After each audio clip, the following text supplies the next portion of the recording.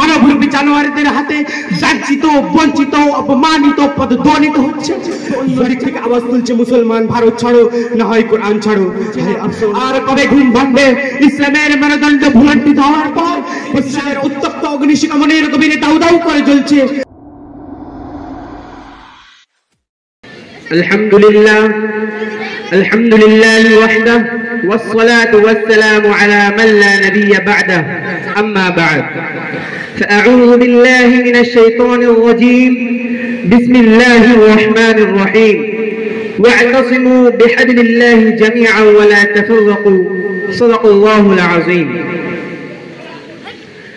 শুক্রারম্ভে সমস্ত প্রকার প্রশংসা ধ্বনিত হোক এই বিশ্ব চরাচরের একচ্ছত্র অধিবাদের প্রতি, যিনি গুণে গুণান্বিত, নিজ মহিমায় মহিমান্বিত, অনন্ত অসীম দয়ালু কৃপাবান, জানার বিনা অনুশাসনে সূর্যমণি পূর্ব দিগন্তে উদ্ভাসিত হয় না, পশ্চিম দিগন্তে অস্ত যায় না, যে সত্তার বিনা অনুমতিতে এই নবমণ্ডলের একটি বালুর কণা স্থান উচ্চুত হতে পারে না, জানার ইচ্ছায় আজ আমাদের এই উপস্থিতি, তারই গুণকীর্তন স্বরূপ বলি আলহামদুলিল্লাহ।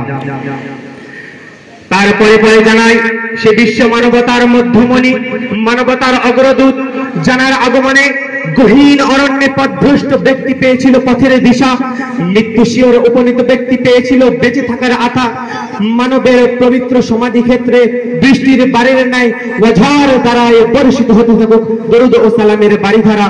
সকলেই বলি সাল্লাল্লাহু আলাইহি ওয়াসাল্লাম।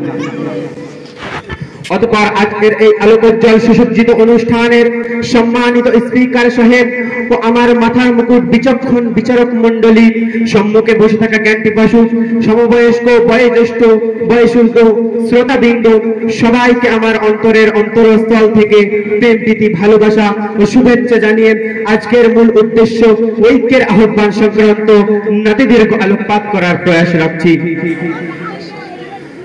বন্ধুগণ, বিগত ৭৭ বছর পূর্বে এই ভারতবর্ষ সাম্রাজ্যবাদী ব্রিটিশের অধীনে ছিল, কিন্তু কেন কোনদিন একান্ত একটিবার অন্ধকারাচ্ছন্নে অমানিসিতে যখন সমস্ত সৃষ্টিজীব ঘুমের সাগরে পাড়ি দেয়, তখন নিজের মনকে জিজ্ঞাসা ও সমীক্ষা করে দেখেছে? না, আপনারা তা বুঝি দেখেননি। যদি জিজ্ঞাসা ও সমীক্ষা করে দেখতেন তাহলে আজ ভারতবর্ষকে স্বাধীন উপাধিতে স্মরণ করতেন না, বরং পরাধীন নামে স্মরণ করতেন। কেননা ধর্মীয় স্বাধীনতা হরণ করা, আজান গো হত্যার বিরুদ্ধে আন্দোলন করা, মসজিদ মাদ্রাসাকে ভেঙে মন্দির বানানো, জাতি ইউনিফর্ম দেখে দেশদ্রোহী সন্ত্রাসবাদের নামে আখ্যায়িত করা, হানাফি, শাফি, বেরেলি, দেওবন্দীদের মধ্যে বিভেদের প্রাচীর তুলে ঐক্যের মতো মহাশক্তিকে হরণ করা। তো কখনো স্লোগান তুলছে হিন্দু হ্যাঁ হাম ওয়াতন হ্যাঁ হিন্দুস্তান হামারা। মুসলমান ভুলে গিয়েছে গুজরাটের সেই নরদম পাপিষ্ঠদের মর্মান্তিক কাহিনী? না ভোলেনি ইতিহাস, স্বর্ণাক্ষরে লিপিবদ্ধ করে রেখেছে। প্রতিশোধের উত্তপ্ত অগ্নিশিখামণির গভীরে দাউ দাউ করে জ্বলছে।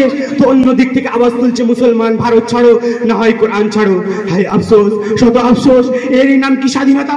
তাই যদি হয়ে থাকে তাহলে আমি আপনাদের মতো বুদ্ধিজীবীকে জিজ্ঞাসা করতে চাই যে আজ থেকে ৭৭ বছর পূর্বে যখন এই ভারতবর্ষকে স্বাধীন উপাধিতে স্মরণ করেছিলেন, কিসের জন্য হাসতে হাসতে ফাঁসির মঞ্চে গলা দিয়েছিলেন? কোন শিশুকে এতিম বানিয়েছিলেন? জাতি, ধর্ম, বর্ণ নির্বিশেষে এক প্ল্যাটফর্মে দাঁড়িয়ে সাম্রাজ্যবাদী ব্রিটিশকে বিতাড়িত করেছিলেন। কুল্লু জাদিদিল নাজিজ এর দিকে দৃশ্য ঠিক করে যে ২০০ বছর কুচক্রী খ্রিস্টানরা ইসলাম ধর্মকে মিটানোর ও বরবাদ করার অপচেষ্টা চালিয়েছিল, মনোভূত হয়নি। এবার স্বদেশের ভিন্ন গোষ্ঠী নরদম পাপিষ্ঠরা আবার শুরু করুক, দেখি কেমন লাগে। তাই এটাই কি আপনাদের মনের উদ্দেশ্য? তাই যদি না হয় তাহলে কেন? ওয়াতাসিমু বিহাবিলিল্লাহি জামিআন ওয়া লা তাফাররাকু, অর্থাৎ আল্লাহর একত্ববাদের রশিকে ছেড়ে দিয়ে হানাফি, শাফি, বেরেলি, দেওবন্দীদের মধ্যে বিভেদ সৃষ্টি করে আত্মকেন্দ্রিকতার লোভ লালসের সামগ্রীতে পড়ে বিশ্বের মানবরূপী জানোয়ারদের হাতে লাঞ্ছিত, বঞ্চিত, অপমানিত, পদদলিত হচ্ছে। লজ্জা লাগে? পরাধীন ভারতকে স্বাধীন করে মুক্ত ভারতে পরাধীন হয়ে থাকতে, আল্লাহর গোলামীকে ছেড়ে দিয়ে বিহায় শয়তানেরা দাসত্ব করতে, তাদের অনুসরণ অনুকরণ করতে। হায় রে মুসলমান, কোন সাগরের অতল তলে ঘুমিয়ে আছো? কোটি শিশুর চিৎকার, নারী জাতির আত্মকলা হলে আকাশ পাতাল কেঁপে উঠেছে, বিশ্ব জুড়ে গর্জে উঠেছে করুণ কণ্ঠে আত্মরোল। তারপরেও কি ঘুম ভাঙছে না? আর কবে ঘুম ভাঙবে ইসলামের মেরুদণ্ড ভুলণ্ঠিত হওয়ার পর, ইসলাম ধূলিসাৎ হওয়ার পর? তাই যদি হয়ে থাকে তাহলে ঘুমিয়ে থাকেন কিয়ামত পর্যন্ত, কোনোটাকে সাড়া দেওয়ার প্রয়োজন নাই। তাই যদি না হয় তাহলে স্মরণ করুন কাজী নজরুল ইসলামের কবিতা, দুর্গম গেরি কান্থার মরুদুস্তর পারাপার, জঙ্গিত হবে রাত্রে নিষেধের যাত্রীরা হুঁশিয়ার, দুলিতেছে তরি ফুলিতেছে জল ভুলিতেছে মাঝি পথ, ছিড়িয়াছে পাল কে ধরি ভেল আছে কার হিম্মত, কে আছে জওয়ান হও আগুয়ান হাঁকেছে ভবিষ্যৎ, এ তুফান ভারী দিতে হবে পাড়ি নিতে হবে তরি পার। শ্রদ্ধেয় শ্রোতা মণ্ডলী, অতি বাস্তব কথা বর্তমান মুসলিম সমাজকে সাগরের অতল তলে নিমজ্জিত করেছে, আর এমনই জনশূন্য মরুভূমিতে পতিত করেছে, হাহাকার শ্রবণ করার কেউ নাই। সুতরাং সাগরে জোয়ার সৃষ্টি করতে হবে, কাটা বিচন্ন পথকে ফুলের রাস্তা বানাতে হবে, দুর্বল মরুভূমিকে উজ্জ্বল দিবালোকে পরিবর্তন করতে হবে। আর এটা এমনই কঠিন যেমন কাজী নজরুল ইসলাম আপন কান্ডারি হুঁশিয়ারিতে বর্ণনা করেছেন, ঠিক তেমনই। তবে সমস্যা যতই জটিল হোক, পরিস্থিতি যতই কঠিন হোক, বিচলিত হলে চলবে না। সমস্যা মাত্রই সমাধান আছে, আছে তার সঠিক পন্থা।